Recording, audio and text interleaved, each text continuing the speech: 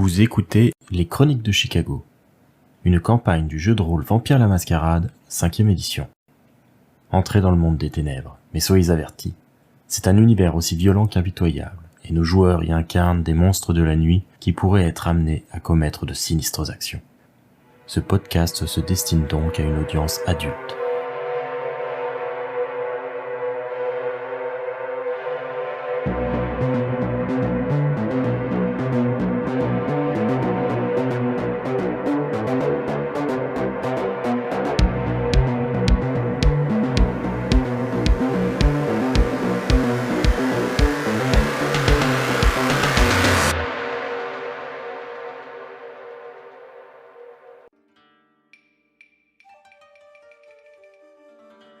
En ce début de soirée, Toshizo rejoint le domaine personnel de son oncle.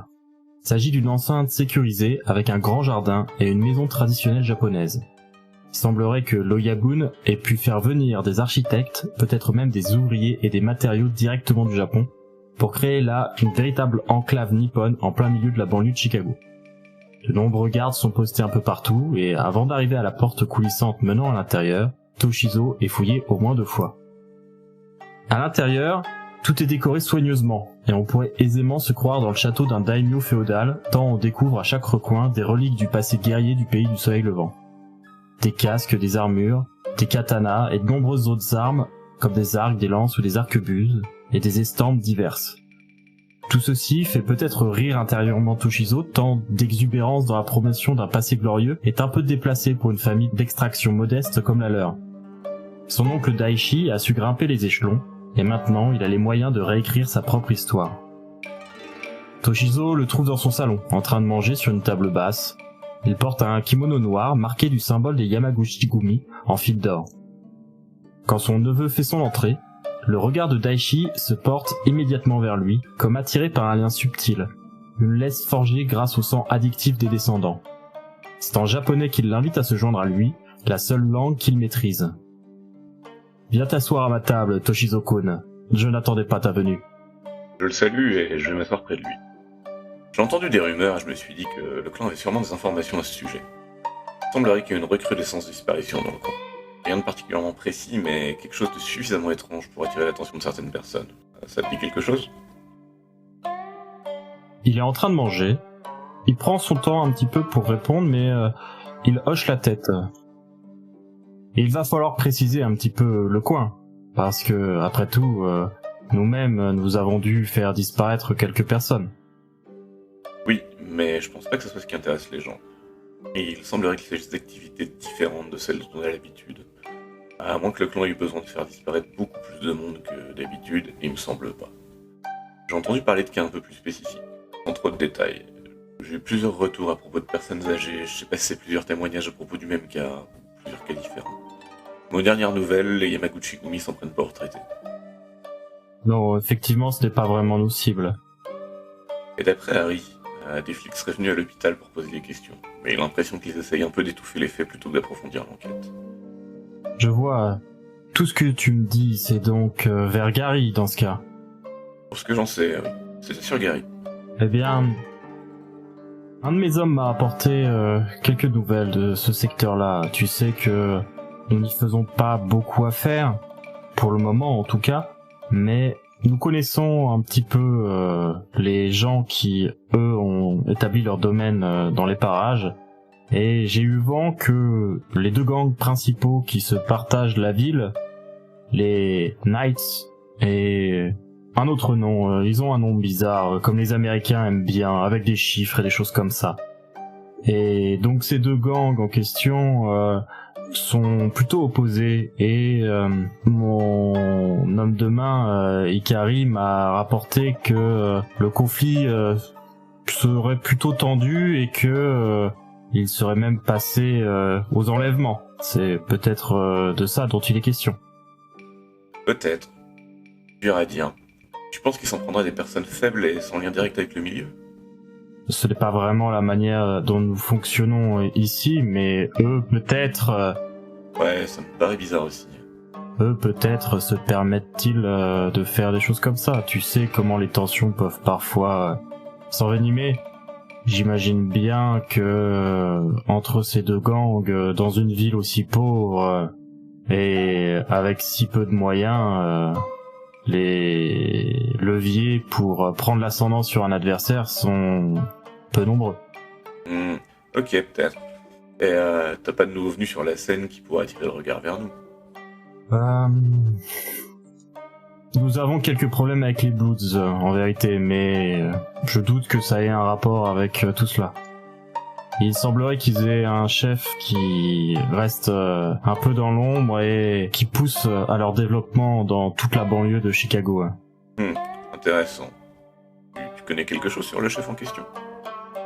Pas encore, mais je compte bien m'enseigner. Je t'en parlerai quand j'aurai plus d'informations.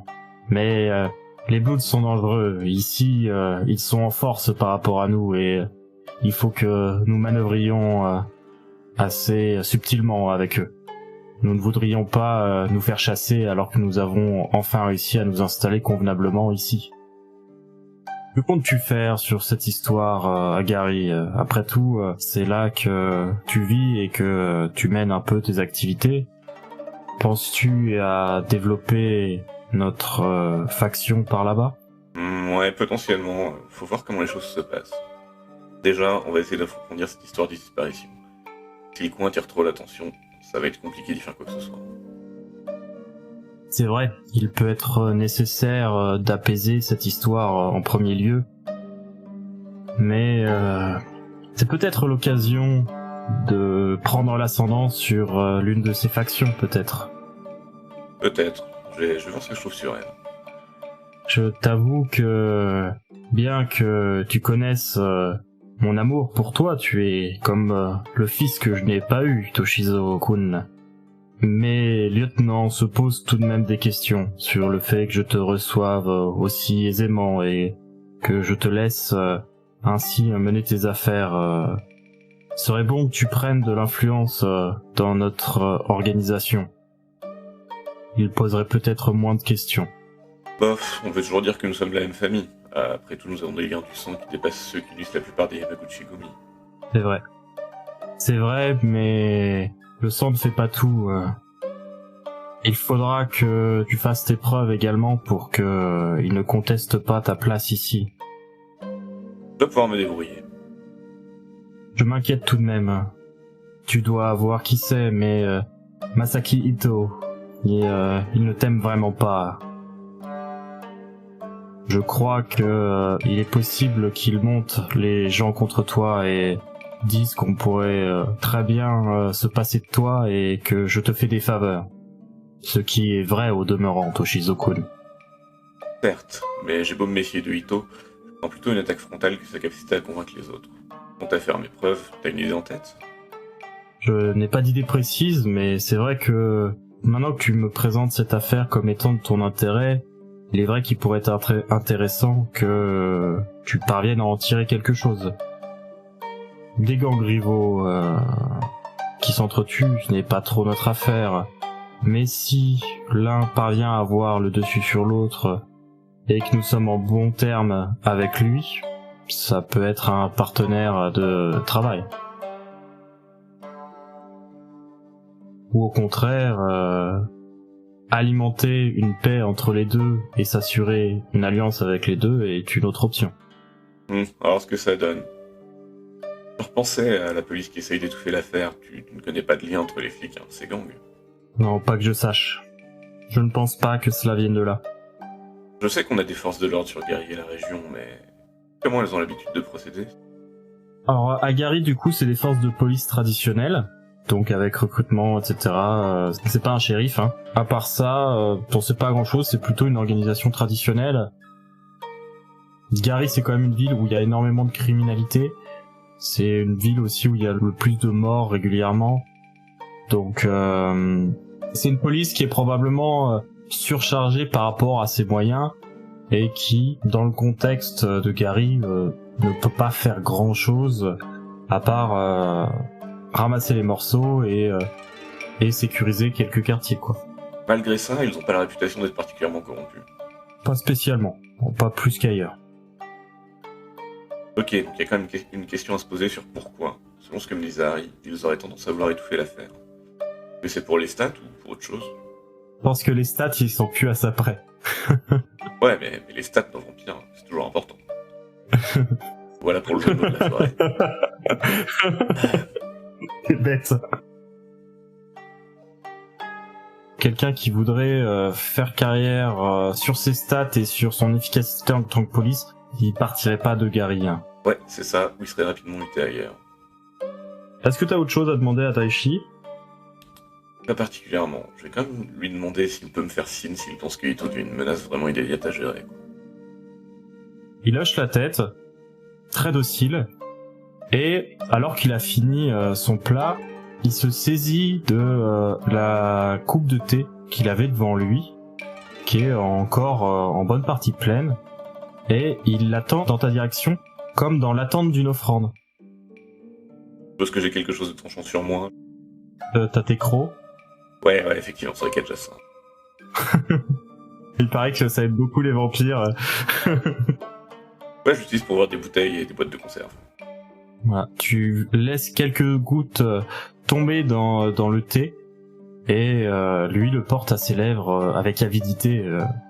Ça fait maintenant quand même des mois que, sous l'impulsion de ton sire, tu l'as poussé avec tes pouvoirs de domination à accepter d'en consommer, et maintenant c'est devenu une substance qui est addictive pour lui et dont il ne peut plus se passer.